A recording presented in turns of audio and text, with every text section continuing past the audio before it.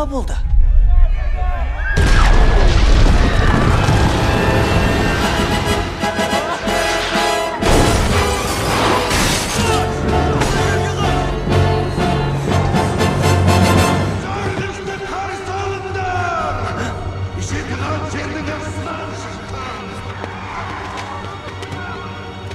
Айнала абыр-сабыр.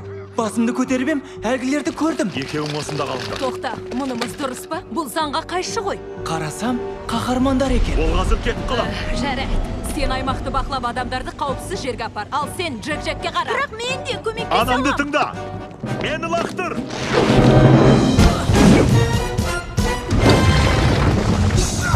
Аймақты бақылайық. Ешқайда да бармайсың, оңбаған суай жүгірмек. Тезірек кетейін дедім. Бірақ оның дауысы таныс сияқты көрінді. Қыз ашуланып, бет пердесін лақтырып жіберді. Сөйтсем, әлгі қыз екен. О, Тони, сәлем. Бұл сен ойлағандай емес. Оны көрген сәтте шошып кеттім. Сосын дереу тұра қаштым. Солай істегеніме қатты ұялам. Мен оған тіпті сәлем дегенде жоқпын. Қаһармандық заңсыз болғаны қыз кінәлі емес. Маған өжет қыздар ұнамайды демеймін. Мен де қорқақ емеспін. Негізі, иә. Андағы не? Сен бұл туралы ешкімге айтқан жоқсың ба?